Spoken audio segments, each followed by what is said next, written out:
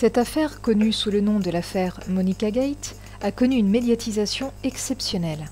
Dans cette vidéo, l'ancien président des États-Unis se trouve confronté devant un grand jury et face caméra. If Monica Lewinsky says that while you were in the Oval Office area you touched her breast, would she be lying? Les mains sont jointes, ascendantes et placées devant la bouche. Ce geste est celui de la décision qui doit être prise. Tout en essayant de recentrer ses idées qui sont sous pression, Bill Clinton va prendre la parole pour annoncer quelque chose de difficile, mais qui ne sera pas nécessairement vrai. Il doit protéger ce qu'il sait, d'où les doigts placés devant sa bouche. If Monica Lewinsky says that while you were in the Oval Office area you touched her breast, would she be lying? Ici, nous observerons les clignements d'yeux, qui sont un indice désignant un moment de grand stress. Vu la conjoncture de la situation, cela est tout à fait normal. En moyenne, nous clignons des yeux une dizaine de fois par minute. Ici, nous pouvons compter 9 clignements en 7 secondes. L'enjeu de cette confrontation est important. Cela ne peut engendrer que la gêne et le stress. Cligner ainsi des yeux, de façon continue, est une façon d'apaiser son esprit.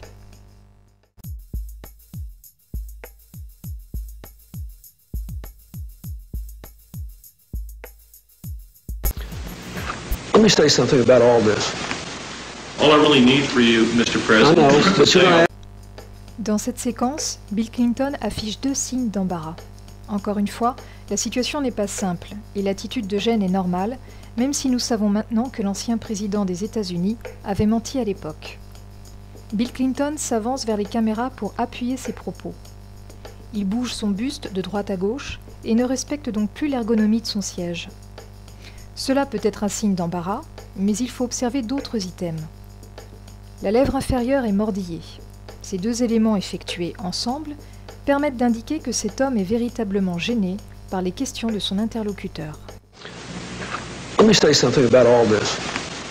all I really need for you, Mr. President, I know, is to but say you're I won't answer under the previous grounds or to answer the question. You see, because we only have 4 hours and your I know, answers well, are extremely lengthy.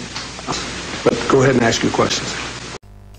Tout au long de cet entretien, Bill Clinton affichera une hypertonicité des épaules. Celle-ci remonte vers la tête, ce qui est un indice d'émotion négative face à la situation. She'd be lying. That is not my recollection. My recollection is that I did not have sexual relations with Miss Lewinsky, and I'm staying on my former. L'ancien président entrelace ses doigts entre eux.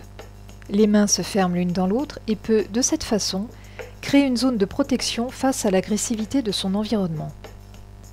Les poignets sont ascendants.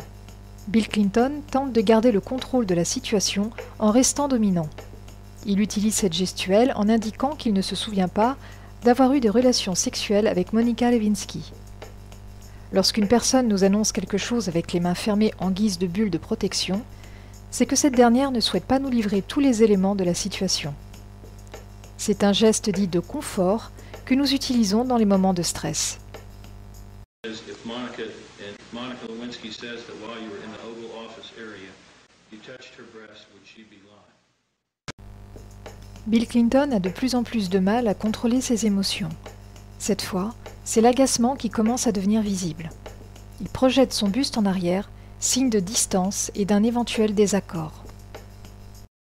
If Monica Lewinsky says that while you were in the Oval Office area, you touched her breast, would she be lying? Une micro-expression se dessine sur le visage de l'ancien président. La tête part en arrière, le menton se soulève et la fameuse ride horizontale située dans la zone de la glabelle prend forme entre les 2 sourcils. Or reverting to your former statement. I will revert to my statement on that. If Monica Lewinsky says that you used a cigar as a sexual aid with her in the Oval Office area, would you be to your former statement? I will revert to my statement on that. If Monica Lewinsky says that you used a cigar as a sexual aid with her in the Oval Office area, would you be lying?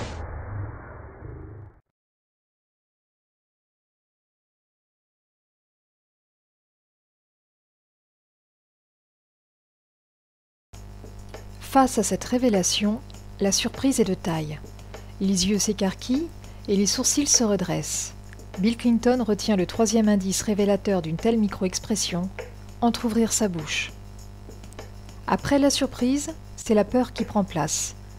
Les sourcils se relèvent, les yeux sont contractés et la mâchoire se crispe. Ces expressions sont à peine perceptibles.